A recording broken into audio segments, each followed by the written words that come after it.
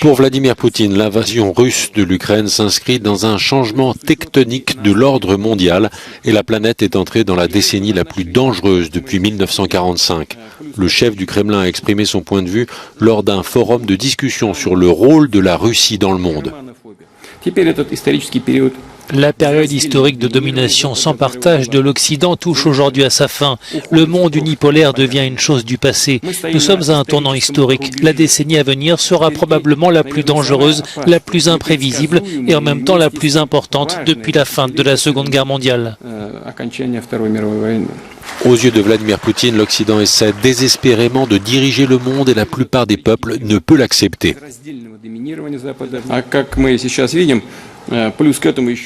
À tout cela s'ajoute la destruction des gazoducs européens. Cela dépasse l'entendement. Mais néanmoins, nous sommes témoins de ces tristes événements.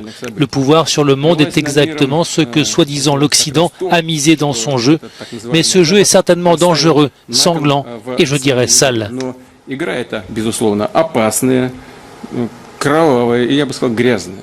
Le conseiller du président ukrainien Mikhailo Podolyak estime que le président russe voit la réalité dans un miroir inversé. Mikhailo Podolyak ajoute par ailleurs que celui qui sème le vent récolte la tempête et que la tempête approche.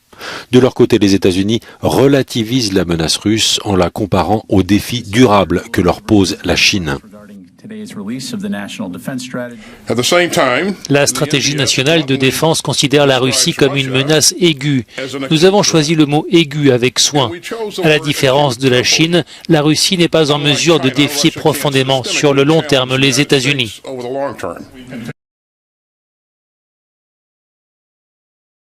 Cette nouvelle vague de bombardements russes intervient au moment où l'armée ukrainienne s'inquiète du risque de perdre le réseau Internet Starlink.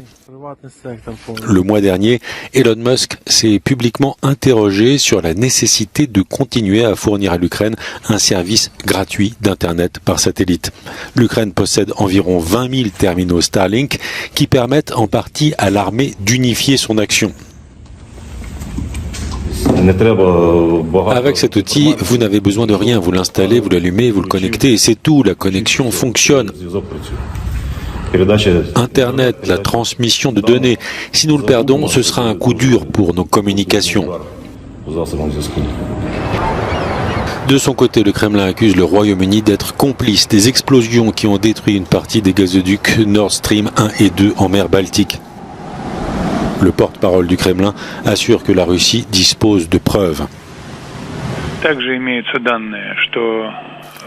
Il existe des preuves que la Grande-Bretagne est impliquée dans cet acte de sabotage, en d'autres termes, dans cette attaque terroriste contre une infrastructure énergétique vitale qui n'est pas russe. Et il est important de prendre cela en compte. Ce genre de choses ne peut pas être laissé sans réponse.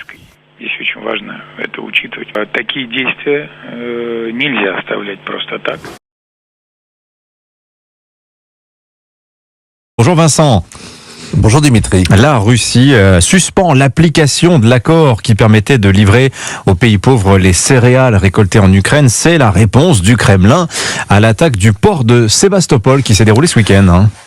Oui, la Russie accuse l'Ukraine d'avoir mené une attaque terroriste contre Sébastopol. Alors, envoyer des tueurs à Moscou pour piéger la voiture d'un intellectuel, Alexandre Douguine, et tuer sa fille, ça c'était du terrorisme d'État. Faire sauter un camion bourré d'explosifs sur le pont de Kerch en sacrifiant le chauffeur qui n'était au courant de rien, c'était du terrorisme d'État. Les services ukrainiens ont prouvé ces dernières semaines qu'ils avaient le bras long et qu'ils étaient capables de tous les cynismes. En revanche, on ne voit pas du tout ce qu'est terroriste à s'en prendre à des navires de guerre dans un port militaire. C'est une cible légitime, classique, évidente pour un pays en guerre. Oui, mais les Russes, là, semblent particulièrement vexés, Vincent. Oui, pour cause, parce que au printemps, le Moskva, leur navire amiral, a été coulé par des missiles bien ajustés. À l'automne, son remplaçant, l'amiral Makarov, aurait bien été touché par des drones. L'Ukraine, qui n'a plus de marine ni de bombardier, tient en échec la formidable armada qui prétendait faire de la mer Noire un lac russe. Jamais auparavant, une flotte de drones navals et aériens n'avait attaqué en même temps un objectif ennemi. Les engins volants servant de leurre et les drones navals de torpilles. Ce n'est pas Pearl Harbor, l'assaut n'a coulé aucun bâtiment, mais Kiev a réussi un vrai coup de maître. Cette première fera date, elle montre l'audace des Ukrainiens, leur capacité à coordonner une opération complexe. Moscou y voit la main des Britanniques, comme pour le sabotage des gazoducs Nord Stream 1 et 2, mais on attend toujours les preuves. Alors, ce que l'on n'a pas attendu, Vincent, ce sont les représailles. La Russie bombarde les civils. On voyait autrefois deux avantages aux guerres civiles. D'abord, on connaît l'ennemi et puis le soir, on dort à la maison. La vérité des guerres modernes, c'est que les civils sont les premières victimes. Ils ont beau rester à la maison, ils sont traités en ennemis. La doctrine zéro mort ne concerne jamais les civils. C'est vrai aujourd'hui en Ukraine, des deux côtés de la ligne de front. Dans le Donbass, côté russe et côté ukrainien, on vit aux abris. Au-delà de la frontière russe, les habitants de Belgorod sont régulièrement ciblés par les artilleurs ukrainiens. Hier, 80% des habitants de Kiev étaient privés d'eau, des centaines de localités privées de courant. 55 missiles de croisière ont continué le chantier de démolition ouvert par Vladimir Poutine après l'attaque contre le port de Kerch il y a, c'était début octobre, le 8 octobre je crois. La propagande le compare donc à Hitler bombardant Londres avec des V1 et des V2, V comme vengeance. Il pousserait la population à se mutiner pour obtenir un cessez-le-feu. Plus simplement, plus réalistement, eh bien, les Russes s'attaquent aux infrastructures qui ont un intérêt stratégique, notamment les réseaux énergétiques, pour entraver l'effort de guerre. Depuis un mois, la guerre ne cesse de se durcir. Le seul accord négocié cet été entre Kiev et Moscou portait sur l'exportation des céréales dont l'Afrique a besoin. Il expire avec 10 jours d'avance. On voit que le pire en Ukraine semble pressé de s'accomplir.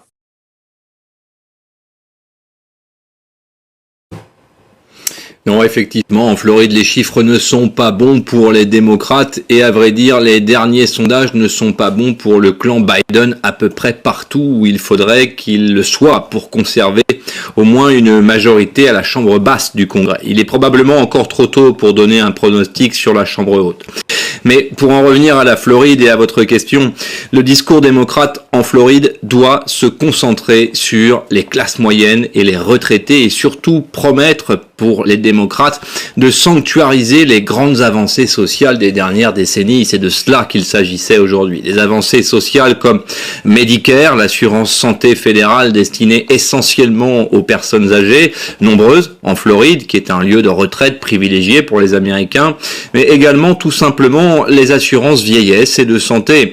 Et là, on touche au pilier de deux visions de la société américaine, les deux colonnes vertébrales des démocrates et des républicains. Pour Ron DeSantis, par exemple, la retraite et la couverture santé des Américains doivent être directement connectées au travail qu'ils produisent ou ont produit durant leur vie. Il s'agit même pour les républicains d'une liberté fondamentale américaine. Être capable de prendre soin de soi et des siens sans que l'État fédéral ne vienne y mettre son nez. La cible est donc les classes moyennes qui représentent l'essentiel de l'électorat en Floride et donc l'électorat qui fera basculer l'État. Vous l'avez dit, Mathieu, difficile de dire si Joe Biden peut conserver sa majorité au Congrès. Ça va jouer où ces midterms ? Dans quel État exactement ? Écoutez, clairement, les États qui auront suscité le plus d'efforts, en tout cas chez les démocrates comme chez les républicains, sont la Pennsylvanie et la Géorgie. La majorité des instituts de sondage donnent les républicains gagnants à la Chambre des représentants, on l'a dit, mais le Sénat n'est pas encore considéré comme perdu par les observateurs, ici en tout cas pas perdu pour les démocrates. Or, en Pennsylvanie, c'est une bataille pour le Sénat, justement, qui va se jouer. Le sortant prend sa retraite et laissera son siège aux concurrents Herman ou Oz, qui sont au coude à coude dans les estimations. En Géorgie, c'est un scénario un peu différent avec un candidat républicain qui commence à embarrasser son propre camp. L'ancien joueur de football américain Herschel Walker, très soutenu par Donald Trump, est qualifié de mythomane pur et simple par ses détracteurs. Et en face de lui, le révérend Raphaël Warnock promet aussi à son adversaire un affrontement très serré. C'est donc là que le Sénat Sénat pourrait se jouer. Et dans la bataille pour le Sénat, ce sont bien ces deux États, Géorgie et Pennsylvanie, qu'il faudra regarder avec la plus grande attention jusqu'au 8 novembre au soir et même au-delà.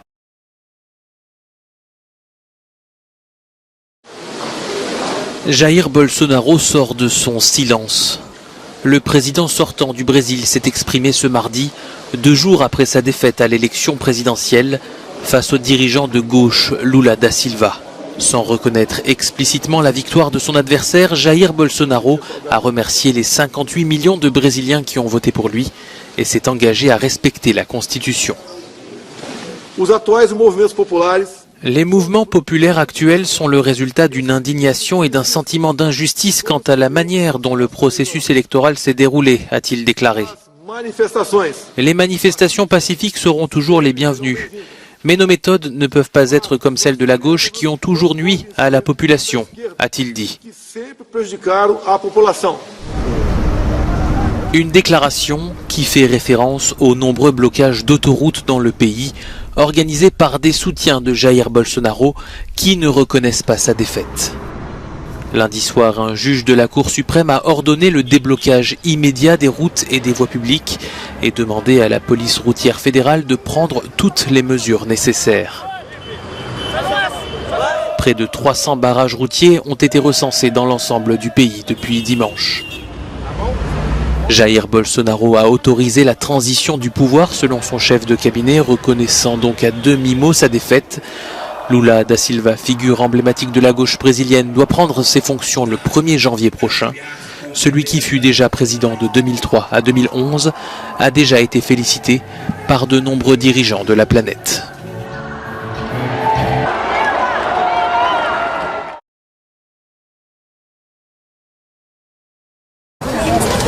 L'image tourne en boucle sur les télévisions sud-coréennes. Pyongyang a lancé ce mercredi matin une dizaine de missiles en direction de son voisin. L'un d'entre eux est tombé de l'autre côté de la ligne de démarcation entre les deux pays, à une 50aine de kilomètres seulement des côtes sud-coréennes, une première depuis la partition des deux pays en 1953. Séoul a réagi en lançant 3 missiles solaires en direction de sa frontière maritime. Le lancement d'aujourd'hui est la première fois qu'un missile nord-coréen atterrit près de nos eaux territoriales, au sud de la ligne, ce qui est sans précédent et inacceptable. Nos militaires répondront sévèrement à cet acte. Dans la foulée, Tokyo a dit vouloir tenir une réunion urgente de sécurité nationale. La Corée du Nord a lancé successivement des missiles balistiques rapides et a intensifié sans relâche et unilatéralement ses provocations. La série d'actions de la Corée du Nord menace la paix et la sécurité du Japon, de la région et de la communauté internationale et est absolument inacceptable. Signe de la tension en cours, Pyongyang a ensuite procédé à 100 tirs d'artillerie vers une zone tampon maritime. Ce tir mercredi de missiles nord-coréens survient après une série de lancements, notamment de ce que le Nord a qualifié d'exercice nucléaire tactique.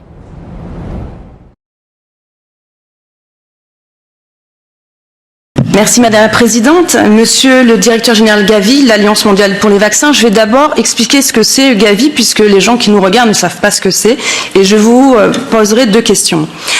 Alors, Gavi a été créé en grande partie par la Fondation Bill Gates en 1999. L'objectif de votre organisation est notamment de façonner les marchés des vaccins et d'accélérer l'accès aux vaccins vitaux dans les pays qui en ont le plus besoin. Je note l'expression étrange « façonner les marchés des vaccins ». Nos concitoyens ne se souviennent sûrement pas de lui, mais José Manuel Barroso, l'ancien président de la Commission européenne pendant 10 ans, de 2004 à 2014, a rejoint la banque d'affaires américaine Goldman Sachs à l'issue de son mandat en 2016 en tant que président et directeur non exécutif de Goldman Sachs International, alors qu'il ne connaissait rien au marché financier.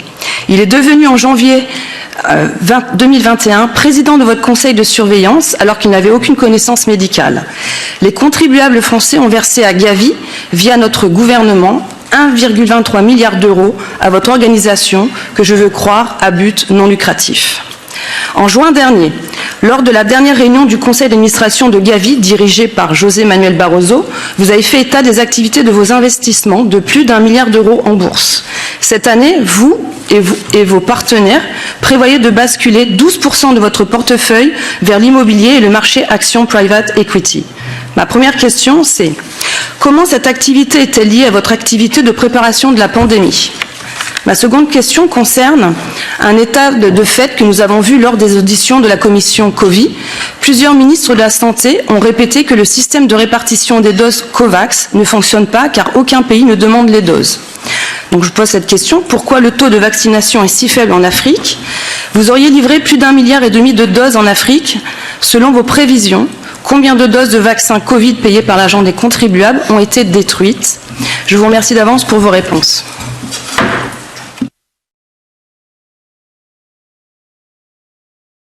Le FMI se montre pessimiste pour l'Europe et donc pour notre pays, évidemment. Sa directrice générale, une Bulgare, qui répondait aux interviews du journal du dimanche. Une Roumaine. Ah, les Roumaines. Elle est roumaine. Ah, d'accord, parce qu'ils avaient mis Bulgare. Ah non, je pense qu'elle est roumaine. Ah bah écoute, elle bon. Bah moi je vous suis. Bon. Bah, Elle est en tout roumaine. cas, elle vient d'un pays de l'Est. Elle a pris elle a pris la parole hier dans le JDD. Et qu'a-t-elle dit?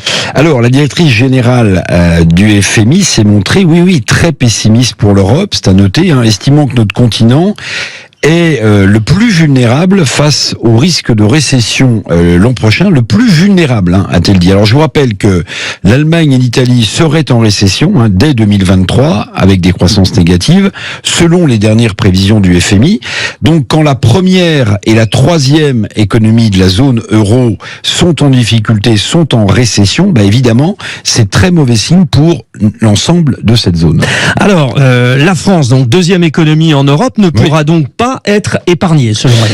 La France, elle est très clairement sur la corde raide en ce moment. Alors, vous allez me dire, le FMI, dans ses dernières prévisions, prévoit un petit 0,7%. C'est vrai, c'est l'épaisseur du trait. Mais, disons-le tout net, deux facteurs très préoccupants poussent à imaginer que les difficultés sont en réalité vraiment devant nous en France. Pourquoi? D'abord parce que l'inflation, on en parle souvent, qui mine le pouvoir d'achat et entame la consommation. La consommation des ménages, c'est le premier moteur de la croissance française. Et puis deuxième chose, je viens de le dire, lorsque l'Allemagne, notre premier partenaire économique, bascule dans la récession, ça aura évidemment un impact négatif sur notre propre croissance, alors que notre commerce extérieur, on n'en parle plus, est littéralement au tapis. Vous l'aurez compris, le triomphalisme, je ne sais pas si vous l'avez entendu récemment, de Bruno Le Maire, c'est plutôt évaporé. Le ministre des Finances, disons, est très discret ces dernières semaines, ces derniers temps. Il y a le verbe amenuiser qui marche bien aussi. Alors l'augmentation actuelle des taux d'intérêt, arme de la BCE, est-ce que c'est dangereux? Alors le sort de la croissance européenne, vous avez raison Frédéric, dépend de l'action de la Banque Centrale Européenne, en tout cas pour la zone euro. Or, qu'est-ce qui se passe en ce moment? Il y a une remontée des taux d'intérêt. Or, cette remontée actuelle des taux d'intérêt a pour cible, et on comprend la BCE, de casser l'inflation. C'est le but. Mais quand vous augmentez les taux d'intérêt, vous prenez le risque aussi de casser un peu plus quoi? La croissance, évidemment. Alors, vaincre l'inflation en plongeant la zone euro dans la récession, ça aura également, en cascade, des effets sur l'emploi et donc sur la montée des crises sociales partout en Europe. Voilà pourquoi la DG du FMI dit que cette zone européenne est la plus fragile. La France, vous le savez, s'est abritée derrière ces boucliers tarifaires qui coûtent, pour reprendre l'expression d'Emmanuel Macron, un pognon de dingue, qui coûte un pognon de dingue à notre endettement public, à notre dette, mais ces boucliers tarifaires touchent à leur fin. Alors, le pire n'est jamais certain, vous connaissez la formule, Frédéric, mais l'Europe et la France, oui, il faut le dire, s'apprêtent à vivre une année 2023 de tous les risques économiques. Ici même, Madame la Première ministre, il y a seulement quelques semaines, vous nous assuriez, dans votre discours de politique générale, de vouloir bâtir des compromis. En responsabilité, pour reprendre votre formule fétiche, vous souhaitiez installer une nouvelle méthode. Il n'aura évidemment pas fallu 6 mois pour revenir à l'usage du bon vieux 49.3, en battant même un record d'utilisation de celui-ci. On a les records qu'on peut, me direz-vous.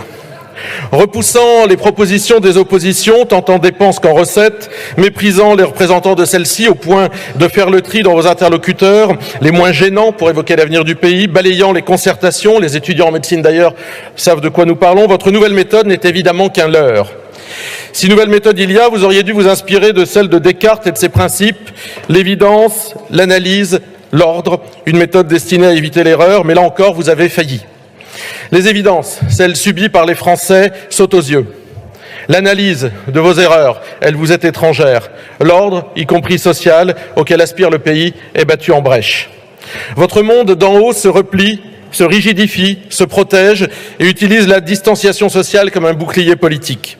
Vous présentez vos politiques comme généreuses alors qu'elles ne sont que les conséquences d'un modèle qui ubérise la société, insécurise les Français et les culpabilise.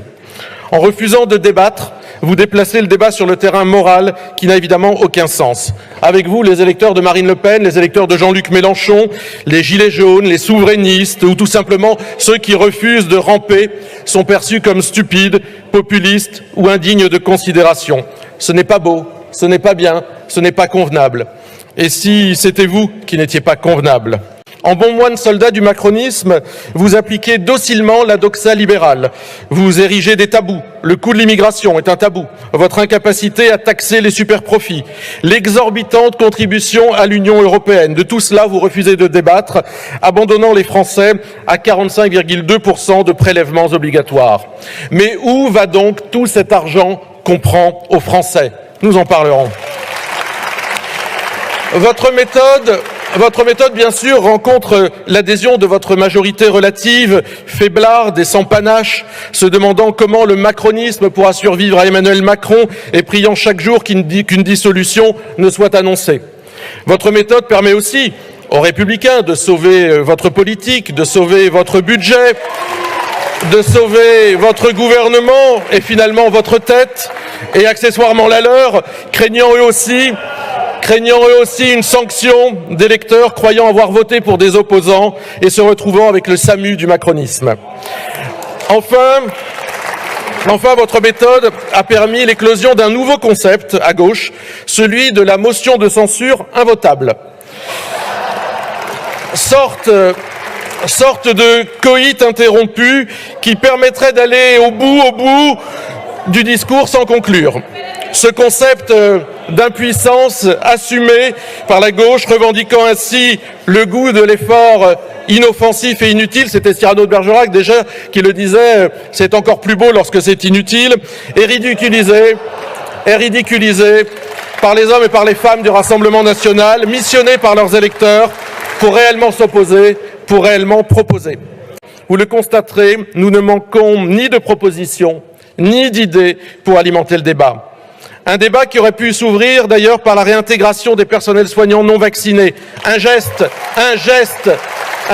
qui ne coûte rien, un geste de réconciliation et d'apaisement.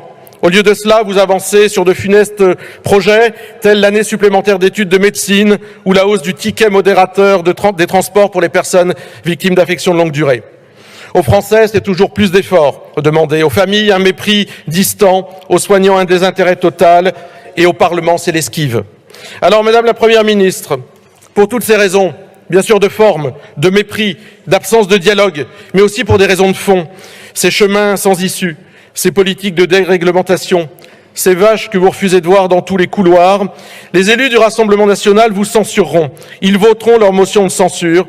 Et en parlementaire libre, ne reconnaissant, comme le disait Robespierre, aucune faction, eh bien, ils voteront toute autre motion, présentée dans les mêmes termes tout aussi acceptables que le PLF. Toute motion destinée à vous faire revoir votre copie dans l'intérêt de la France et des Français. C'est avec nous. Bonjour Gaspard. Bonjour. Dans un instant Emmanuel Ducrot, mais d'abord Gaspard, je suppose vous allez nous parler des écologistes qui bloquent les autoroutes et organisent des émeutes du côté de Sainte-Soline. Ah bah je vais quand même pas vous parler de l'élection présidentielle au Brésil ou d'Halloween. Hein. C'est vrai, je vous sens pas trop Halloween, ça. Ah oui, ça c'est simple. J'ai interdit cette fête à mes gamins. Ah bon, pourquoi? Ouais, bah je sais pas. Vous trouvez que c'est un bon signal envoyer un gamin de voir qu'il peut choper des bonbons gratos en se foutant un masque de Greta Thunberg ou d'Alexis Corbière sur la tronche? Ouais, non. Et vous avez réussi à les brimer? Ah ouais, c'est très facile. Je leur ai dit, le premier que je chopais en train de fourrer des bougies dans une citrouille, il allait bouffer de la moulinée de choux de Bruxelles jusqu'à Noël. Ça les a calmés direct. Ah ouais, dissuasif. Et le Brésil, ça vous intéresse pas le Brésil? Ah mais non, mais un président qui s'appelle Lula. Enfin, quel prénom ridicule, quoi. C'est Lula, le roi du bebop, quoi. Je veux dire. Non, mais, on dirait le prénom d'une meneuse de revue transformiste, quoi, franchement. Puis, il y a quoi à dire? Après le Trump de l'Amazonie, voilà, le Joe Biden tropical. Et j'ai vu les images, c'est le mec, il a pas commencé à bosser. il avait déjà l'air en burn-out. Tu as vu sur l'estrade, là? Il avait l'air fatigué, ouais. On a dit Kadhafi sorti de ses égouts, le mec, Brésil, machin, là. Non, mais on s'en fout du Brésil. Ce qui compte, c'est ces actions d'écolo qui bloquent les autoroutes. Ça, c'est des belles initiatives. Alors là, j'entends de ma chaise des belles initiatives, vous trouvez, Gaspard? Pour une fois que ces actions sensibilisent le grand public sur les bienfaits de l'immigration. De l'immigration? Ah, vous avez pas vu les vidéos? Avant que les flics le débarquent, les seuls qui ont mouillé la chemise pour dégager ces abrutis, c'était soit des Africains, soit des Maghrébins. Ah. Ah, bah ça vous en bouge un coin. Ah, là, on est gênés, hein. Bah ouais, il y en a un, il a sauté de sa camionnette, il fonce tout droit vers le type en position de lotus. Voilà, qu'est-ce que tu fais là, toi? Qu'est-ce que tu crois, toi? Et l'autre tronche de cake, là, dès qu'il entend voilà, bon, il a déjà un début de chiasse. Alors, il est là, non, mais je suis là pour te sensibiliser sur le climat. Mais m'en bats les couilles, ton climat, je dois livrer un Rungis, vas-y. Dégage dans une poubelle avec tes cheveux à l'huile, là, franchement, on dirait que tu sors de la friteuse d'un KFC, vas-y. Et l'autre, ah mais si on fait rien, on va tous mourir. Bien sûr que tu vas mourir, frère, je te jure que tu vas mourir. Tu crois que le périph' c'est un espace yoga, enculé, là? C'est criant de vérité. Vous savez ce que vous feriez, vous, si vous vous trouviez coincé comme ça? Ah ouais, moi je suis équipé, j'ai ce qu'il faut dans le coffre de ma bagnole. Ouais. Ça va être comme à Halloween, mais au lieu de dire des bonbons ou un sort, ça va être la chaîne à neige ou le cric, vous voyez? Alors c'est vrai que les combats écolos saturent l'espace médiatique en ce moment. Je suppose que vous êtes plutôt contre le rassemblement là sur la nouvelle ZAD de Sainte-Soline. Alors non, moi je pense que c'est bien que ces gens se rassemblent. C'est comme le brame du cerf, ça vous empêche de dormir, mais au moins ça permet de les compter, vous voyez. Certains politiques ont parlé quand même de violence policière. Hein. Mais quelle violence policière dans ce pays. C'est quand même dingue. Les flics, c'est quand même les derniers à pas avoir le droit d'avoir du plaisir quand ils bossent, quoi. Franchement. Je sais pas, tu te fais charger par une élue Europe Écologie en descente de surdosage de curcuma. T'as quand même difficilement envie de lui faire un massage ou des bisous, quoi. Puis niveau violence, il y a de la marge. Quand tu vois les CRS d'aujourd'hui, t'as quand même l'impression qu'ils ont tous raté une carrière de laveur de carreaux, quoi. Ils sont là avec leurs pauvres sprays lacrymo. On est passé de la garde républicaine à la brigade du pchit. Faut une solution politique à tout ça. Une solution politique. Ah ouais, faudrait demander à Philippe de Villiers d'intervenir. Philippe de Villiers? Ah bah il est du coin, comme il a le Puy du Fou, les cracheurs de feu, c'est son truc, tu vois. Je suis sûr que si on lui demandait, il dirait un truc du genre: j'ai regardé ce qui s'est passé à Sainte-Soline, dans cette ZAD, cette zone à dératiser. J'ai vu les décors, c'est un enfer. 3 planches de cagette à fresques collées entre elles, avec des espèces de donjons en carton recyclé. Je peux dire que c'est le parc Astérix du Clodo, c'est le Puy du Fou de l'OQTF local. Non, là faut réagir, voyez. Bon, monsieur de Villiers, alors qu'est-ce que vous proposez? Alors ce sujet, faut pas être seulement des porteurs de lucioles, mais aussi de mines antipersonnelles, vous voyez. Alors moi je dis en 3 points: encerclement, pulvérisation, bétonisation. C'est-à-dire? Encerclement, c'est-à-dire on met des fils de fer barbelés tout autour pour éviter que nos petits lapins de Garenne s'échappent. Pulvérisation, c'est-à-dire faut mobiliser, c'est-à-dire Caon César, Charles Leclerc. Ah oui. Faut que le Charles de Gaulle il prenne position dans une écluse entre Angoulême et Poitiers et qu'il se tienne prêt. Bon, et bétonisation alors? Ah bah une fois que le boulot est terminé, faut faire un parking à la place, par exemple, avec un distributeur où les tickets sortiraient du fion d'un zadiste empaillé, vous voyez. Et là, je peux vous dire que Black Bloc n'a dit loumoc. C'est un peu violent quand même, monsieur de Villiers. Hein. C'est, comme disait le général Bijard à Alger. Général Bijard, vous n'avez pas connu, vous êtes trop jeune. C'est une sorte de préfet l'allemand pour les adultes. Il disait, faut prendre le mal à la bassine. Merci Gaspard. Et une bonne journée.